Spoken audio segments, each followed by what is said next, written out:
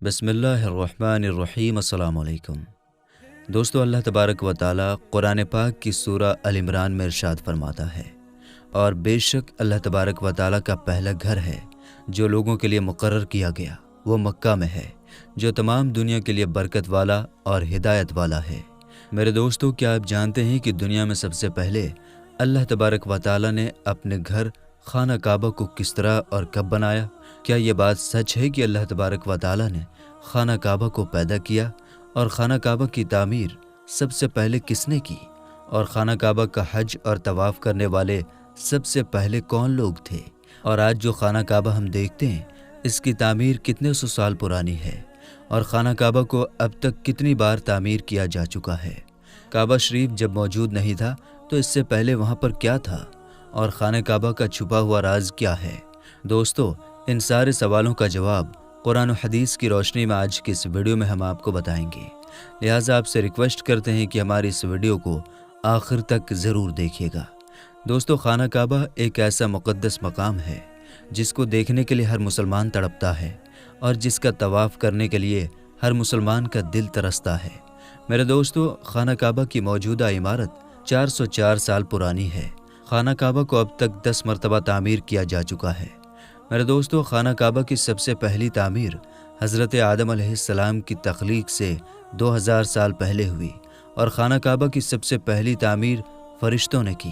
جس طرح کی تفسیر قرطبی میں لکھا ہے کہ جب اللہ تبارک و تعالیٰ سے فرشتوں نے کہا کہ انسان تو پیدا ہونے کے بعد زمین میں لڑائی جھگڑے کرے گا اور بہت خون ریزی ہوگی، جس پر اللہ پاک نے فرمایا کہ جو کچھ میں جانتا ہوں وہ تم نہیں جانتے، تو فرشتے یہ سوچنے لگے کہ اللہ تبارک و تعالیٰ ہم سے ناراض ہو گیا ہے۔ اس وقت فرشتے اللہ تبارک و تعالیٰ کو راضی کرنے کے لیے اللہ تبارک و تعالیٰ کے عرش کے نیچے طواف کرنے لگے اور اللہ پاک کی تسبیح بیان کرنے لگے، تو اللہ تبارک و تعالیٰ نے ان پر رحمت نازل فرمائی اور اپنے عرش کے نیچے خوبصورت اور حسن و جمال والا گھر بنایا جو زبرجد کے 4 ستونوں پر قائم تھا، اور یہ گھر فرشتوں کے بیچ بیت المعمور کے نام سے متعارف ہوا۔ جس طرح کہ اللہ تبارک و تعالیٰ سورہ طور میں بیت المعمور کا ذکر فرماتا ہے، میرے دوستو، بیت المعمور فرشتوں کا کعبہ ہے، اور یہ 7ویں آسمان میں عرش کے سامنے کعبہ شریف کے بالکل اوپر ہے۔ فرشتوں کے بیچ بیت المعمور کی ایسی ہی حرمت ہے جیسے زمین پر کعبہ معظمہ کی حرمت ہے۔ یہ آسمان والوں کا قبلہ ہے، اور ہر روز 70,000 فرشتے اس کا طواف کرتے ہیں اور نماز کے لیے حاضری دیتے ہیں۔ جو فرشتہ ایک بار بیت المعمور میں طواف کر لیتا ہے یا نماز پڑھ لیتا ہے تو اس کے بعد دوبارہ اس کو کبھی موقع نہیں ملتا، بلکہ ہر روز نئے 70,000 فرشتے بیت المعمور میں حاضری دیتے ہیں اور اللہ تبارک و تعالیٰ کی عبادت کرتے ہیں۔ بخاری اور مسلم شریف کی حدیث ہے کہ حضور پاک صلی اللہ تعالیٰ علیہ وسلم کو بھی بیت المعمور دکھایا گیا۔ میرے دوستو، سب سے پہلے اللہ تبارک و تعالیٰ نے فرشتوں کے لیے کعبہ بنایا جس کو بیت المعمور کہا جاتا ہے۔ اس کے بعد اللہ تبارک و تعالیٰ نے فرشتوں کو حکم دیا کہ زمین پر بھی اس بیت المعمور کی عمارت میرا گھر بناؤ، تاکہ جس طرح فرشتے بیت المعمور کا طواف کرتے ہیں، اسی طرح زمین پر میرے بندے اس گھر کا طواف کریں اور میری عبادت کریں۔ چنانچہ فرشتوں نے اللہ تبارک و تعالیٰ کے حکم کی تعمیل کرتے ہوئے سب سے پہلے زمین پر بیت اللہ شریف کی تعمیر کی اور اس کا طواف شروع کیا، اور فرشتوں نے ہی سب سے پہلے خانہ کعبہ کا حج کیا۔ میرے دوستو، خانہ کعبہ کی دوسری تعمیر اس وقت ہوئی جب اللہ تبارک و تعالیٰ نے حضرت آدم علیہ السلام کو تخلیق کرنے کے بعد زمین پر اتارا۔ اس طرح جب حضرت آدم علیہ السلام جنت سے زمین پر تشریف لائے تو حضرت آدم علیہ السلام نے اللہ تبارک و تعالیٰ کی بارگاہ میں عرض کی، یا رب العالمین، میں یہاں نہ تو ملائکہ کی تسبیح و تکبیر سن سکتا ہوں اور نہ ہی کوئی عبادت گاہ دیکھتا ہوں، جیسا کہ آسمان میں بیت المعمور کو دیکھا کرتا تھا جس کے ارد گرد فرشتے طواف کیا کرتے تھے۔ حضرت آدم علیہ السلام کی یہ فریاد سن کر اللہ تبارک و تعالیٰ نے حضرت آدم علیہ السلام سے فرمایا کہ جاؤ، جہاں پر ہم نشان بتائیں وہاں کعبہ بنا کر اس کے ارد گرد طواف کر لو اور اس کی طرف منہ کر کے نماز بھی ادا کرو۔ حضرت جبرائیل علیہ السلام کو اللہ تبارک و تعالیٰ نے حضرت آدم علیہ السلام کی رہبری کے لیے ان کے ساتھ بھیجا۔ چنانچہ حضرت جبریل علیہ السلام اللہ تبارک و تعالیٰ کے حکم کے مطابق حضرت آدم علیہ السلام کے ساتھ چل پڑے اور انہیں اس مقام پر لائے جہاں سے زمین بنی تھی۔ یعنی کہ جس جگہ سب سے پہلے زمین کی جھاگ پیدا ہوئی تھی اور پھر وہی جھاگ پھیل کر پوری زمین بنی، اس مقام پر حضرت جبرائیل علیہ السلام نے اپنے پر کو زمین پر مارا تو 7 زمینوں تک خانہ کعبہ کی بنیاد ڈال دی، جن بنیادوں کو فرشتوں نے 5 پہاڑوں کے پتھروں کی مدد سے بھرا اور ان بنیادوں پر چاروں طرف دیواریں کھڑی کر دی۔ ان 5 پہاڑوں میں کوہ لبنان، کوہ طور، کوہ جود حرا وغیرہ بھی شامل تھے۔ اس طرح اس دوسری تعمیر میں حضرت جبرائیل علیہ السلام، حضرت آدم علیہ السلام اور حضرت اماں حوا رضی اللہ تعالی عنہا نے بھی شرکت کی۔ حضرت اماں حوا رضی اللہ تعالی عنہا مٹی اٹھا کر لاتی اور حضرت آدم علیہ السلام خانہ کعبہ کی تعمیر کرتے۔ جب خانہ کعبہ کی تعمیر کا کام مکمل ہو گیا تو پھر اللہ تبارک و تعالی نے حضرت آدم علیہ السلام کو طواف کرنے کا حکم دیا اور ساتھ ہی فرمایا کہ آپ پہلے انسان ہیں اور یہ پہلا گھر ہے۔ پھر حضرت آدم علیہ السلام خانہ کعبہ کی طرف منہ کر کے نماز ادا کیا کرتے اور اللہ تبارک و تعالیٰ کی عبادت میں مشغول رہا کرتے۔ خانہ کعبہ کی تیسری تعمیر۔ میرے دوستو، تعمیر آدم کے بعد وقت کے ساتھ ساتھ خانہ کعبہ کی دیواریں بھی کمزور ہونے لگیں، تو حضرت آدم علیہ السلام کے بیٹے حضرت شیش علیہ السلام نے مٹی اور پتھر سے خانہ کعبہ کو دوسری بار تعمیر کیا، جبکہ بعض مفسرین کا یہ کہنا ہے کہ حضرت شیش علیہ السلام نے صرف خانہ کعبہ کی مرمت کا کام کیا، اس کی تعمیر نہیں کی۔ میرے دوستو، بات کرتے ہیں خانہ کعبہ کی چوتھی تعمیر کے بارے میں۔ خانہ کعبہ کی چوتھی تعمیر اس وقت ہوئی جب اللہ تبارک و تعالیٰ نے حضرت نوح علیہ السلام کی قوم پر طوفان کا عذاب بھیجا۔ طوفان نوح میں خانہ کعبہ کی عمارت غائب ہو گئی اور بعض روایت کے مطابق خانہ کعبہ کی عمارت کو اٹھا لیا گیا اور یہ جگہ صرف ایک اونچے اور لال ٹیلے کی طرح رہ گئی تھی۔ اس طوفان کے بعد جب حضرت ابراہیم علیہ السلام اس دنیا میں تشریف لائے تو اللہ تبارک و تعالیٰ نے حضرت ابراہیم علیہ السلام کو خانہ کعبہ کی تعمیر کرنے کا حکم دیا۔ حضرت ابراہیم علیہ السلام نے چوتھی مرتبہ خانہ کعبہ کو کس طرح تعمیر کیا، اس واقعے کا پس منظر کچھ یوں ہے کہ جب اللہ تبارک و تعالیٰ کے حکم کے مطابق حضرت ابراہیم علیہ السلام نے اپنی بیوی حضرت حاجرہ رضی اللہ تعالی عنہا اور اپنے پیارے بیٹے حضرت اسماعیل علیہ السلام کو مکہ کی بنجر و ویران زمین اور پہاڑوں کے بیچ چھوڑ دیا، جہاں پر کوئی انسانی آبادی کا نام و نشان نہ تھا اور نہ ہی خانہ کعبہ کی عمارتیں۔ خانہ کعبہ کی جگہ بس ایک لال رنگ کا ٹیلا تھا۔ اس وقت حضرت ابراہیم علیہ السلام نے اپنی بیوی اور بچوں کو چھوڑ کر اللہ تبارک و تعالیٰ کے حکم کے مطابق مکہ کی طرف پہلا سفر کیا۔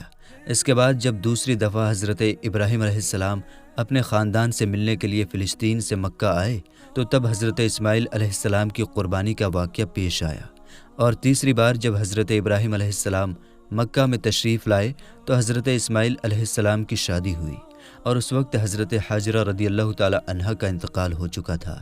چوتھی مرتبہ جب حضرت ابراہیم علیہ السلام مکہ میں تشریف لائے تو آپ کی ملاقات آپ کے بیٹے حضرت اسماعیل علیہ السلام سے نہ ہوئی۔ پھر پانچویں مرتبہ جب حضرت ابراہیم علیہ السلام مکہ میں تشریف لائے تو اس وقت اللہ تبارک و تعالیٰ نے حضرت ابراہیم علیہ السلام کو بیت اللہ کی تعمیر کرنے کا حکم دیا۔ حضرت ابراہیم علیہ السلام نے حضرت اسماعیل علیہ السلام سے فرمایا کہ میرے بیٹے، اللہ تبارک و تعالیٰ نے مجھے حکم دیا ہے کہ میں اس گھر کی تعمیر کروں۔ تو حضرت اسماعیل علیہ السلام نے عرض کیا کہ ضرور کیجیے، میں خدمت کے لیے حاضر ہوں۔ چنانچہ ایک روایت کے مطابق خانہ کعبہ کی بنیادوں کی نشاندہی حضرت جبرائیل علیہ السلام نے کی۔ اس پر حضرت ابراہیم علیہ السلام اور حضرت اسماعیل علیہ السلام نے تعمیر کا کام شروع کیا۔ جب کھدائی شروع ہوئی تو پرانی بنیادیں ظاہر ہونے لگیں، جن پر حضرت آدم علیہ السلام نے بیت اللہ شریف کی تعمیر کی تھی۔ حضرت آدم علیہ السلام کی بنیادوں کے ظاہر ہونے کے بعد خانہ کعبہ کی تعمیر شروع ہوئی۔ حضرت ابراہیم علیہ السلام اپنے اس بڑھاپے میں ایک کاریگر اور حضرت اسماعیل علیہ السلام ایک مزدور کی حیثیت سے خانہ کعبہ کی تعمیر کرنے لگے۔ کوہ لبنان، کوہ حرا، کوہ ابو القیس، کوہ صفا اور کوہ مروہ، ان پانچوں پہاڑوں سے حضرت جبرائیل علیہ السلام پتھر اٹھا کر لاتے اور حضرت ابراہیم علیہ السلام کعبے میں لگاتے۔ پھر حضرت جبرائیل علیہ السلام کی نشاندہی سے جبل ابو القبیس کے کنویں سے 2 پتھر ملے۔ حضرت ابراہیم علیہ السلام ان پتھروں کو اٹھا کر لائے۔ ان میں سے ایک پتھر حجر اسود تھا اور دوسرا پتھر مقام ابراہیم کے نام سے مشہور ہوا۔ میرے دوستو، مقام ابراہیم وہ مشہور پتھر ہے جس پر کھڑے ہو کر حضرت ابراہیم علیہ السلام نے کعبہ کی دیواریں بلند کی۔ جیسے جیسے خانہ کعبہ کی دیواریں بلند ہوتی جاتی ویسے ویسے یہ پتھر بھی ہوا میں بلند ہوتا جاتا۔ میرے دوستو، نبی کریم صلی اللہ تعالیٰ علیہ وسلم نے ارشاد فرمایا کہ حجر اسود جب جنت سے اتارا گیا تو دودھ سے بھی زیادہ سفید تھا، پھر انسانوں کے گناہوں نے اسے کالا کر دیا۔ اور ایک اور روایت کے مطابق نبی کریم صلی اللہ تعالیٰ علیہ وسلم نے ارشاد فرمایا، حجر اسود اور مقام ابراہیم جنت کے یاقوتوں میں سے 2 یاقوت ہیں۔ اللہ تبارک و تعالیٰ نے ان کے نور کی روشنی کو بجھا دیا۔ اگر اللہ تبارک و تعالیٰ ان کے نور کی روشنی کو نہ بجھاتا تو یہ مشرق سے مغرب تک سب کو روشن کر دیتے۔ خانہ کعبہ کی 5ویں اور 6ٹھی تعمیر۔ خانہ کعبہ کو 5ویں بار قوم عمالقہ اور 6ٹھی مرتبہ قبیلہ جرہم نے تعمیر کیا۔ قبیلہ جرہم میں سے جس شخص نے یہ کام کیا اس کا نام حرش بن مداد اصغر تھا۔ خانہ کعبہ کی 7ویں تعمیر میں خانہ کعبہ کی 7ویں تعمیر کرنے والے نبی آخر الزماں حضرت محمد مصطفیٰ صلی اللہ تعالیٰ علیہ وسلم کے پاک نسب میں سے ایک بزرگ ہیں جن کا نام حضرت قصہ بن کلاف تھا۔ انہوں نے خانہ کعبہ کی ازسرائے نو تعمیر کی اور ایک بے مثال پختہ عمارت تعمیر کرائی۔ میرے دوستو، خانہ کعبہ کی 8ویں تعمیر کی ضرورت اس وقت پڑی جب قبیلہ قریش کی سرداری کے دور میں ایک زبردست سیلاب آیا جس سے خانہ کعبہ کی دیواریں بے حد کمزور ہو گئی، تو متفقہ فیصلے کے تحت خانہ کعبہ کو قبیلہ قریش نے دوبارہ سے تعمیر کروایا، جس تعمیر میں نبی آخر الزماں حضرت محمد مصطفیٰ صلی اللہ تعالیٰ علیہ وسلم کی ذات اقدس نے بھی شرکت فرمائی۔ لیکن اس وقت سرمایہ کم ہونے کی وجہ سے قریش کی تعمیر میں حطیم کعبہ کو شامل نہیں کیا گیا تھا۔ خانہ کعبہ کی 9ویں تعمیر اس وقت ہوئی جب یزیدی فوج کی سنگ باری کی وجہ سے خانہ کعبہ کی دیواریں شکستہ ہو گئیں، تو حضرت عبداللہ بن زبیر نے حطیم کعبہ کو، جو کہ قریش کی تعمیر میں شامل نہیں کیا گیا تھا، اس کو بھی شامل کر کے بنیاد ابراہیمی پر خانہ کعبہ کو نئے سرے سے تعمیر فرمایا۔ خانہ کعبہ کی 10ویں تعمیر عبد الملک بن مروان کے نائب حجاج بن یوسف، جو کہ ایک ظالم حکمران تھا، اس نے 74 ہجری میں پھر سے خانہ کعبہ کو قریش والی تعمیر کے مطابق بنوایا۔ اس کے دور کے بعد جب خلیفہ ہارون مسند پر بیٹھا تو اس نے خانہ کعبہ کو منہدم کرنے کا فیصلہ کیا اور حضرت عبداللہ بن زبیر کی تعمیر کے مطابق خانہ کعبہ کو تعمیر کرنا چاہا، لیکن امام ابو یوسف نے یہ کہہ کر اسے روک دیا کہ اگر یہی طریقہ کار رہا تو پھر ہر آنے والا حکمران اپنی شہرت کے لیے خانہ کعبہ کو گرا کر نئی تعمیر کروایا کرے گا، اور اس طرح لوگوں کے دلوں میں اس گھر کی عظمت کم ہوتی جائے گی۔ پھر 1040 ہجری میں سلطنت عثمانیہ کے سلطان مراد بن احمد خان شاہ قسطنطنیہ نے حجر اسود والے رکن کے علاوہ ساری عمارت کی بنیاد کو بنیاد حجاج کے موافق تعمیر کروایا۔ اس تعمیر کا کام 6 ماہ کے اندر مکمل ہوا۔ اس نے خانہ کعبہ کے اندر سنگ مرمر کا پتھر لگوایا اور نہایت ہی خوبصورت چھت بنوائی، اور باہر کی دیواریں سنگ خارا سے چونا میں چنی گئی، اور نہایت ہی نفیس اور روشنی سیاہ رنگ کا پردہ خانہ کعبہ پر ڈال دیا جس پر کلمہ طیبہ تحریر تھا اور سنہری لفظوں میں سلطان کا نام بھی لکھا ہوا تھا۔ اس طرح سلطنت عثمانیہ کی تعمیر کے بعد شاہ فہد بن عبدالعزیز نے سن 1417 کو بیت اللہ شریف کی تجدید کا کام شروع کیا۔ لہٰذا اس طرح خانہ کعبہ کی موجودہ عمارت کم و بیش 404 سال پرانی ہے، کیونکہ یہ عمارت 1040 ہجری میں بنی اور اب 1444 ہجری ہے۔ اللہ تبارک و تعالیٰ سے دعا ہے کہ اللہ تبارک و تعالیٰ اپنے بیت اللہ شریف کی بار بار زیارت نصیب فرمائے اور حج بیت اللہ کی سعادت نصیب فرمائے، آمین یا رب العالمین۔ تو میرے دوستو، ہم یہ امید کرتے ہیں کہ آپ یہ جان گئے ہوں گے کہ خانہ کعبہ کی جگہ پہلے کیا تھا۔ تو میرے دوستو، ملتے ہیں پھر ایک نئی اور اچھی ویڈیو کے ساتھ، تب تک کے لیے آپ اپنا اور اپنوں کا بہت زیادہ خیال رکھیے۔ السلام علیکم، اللہ حافظ۔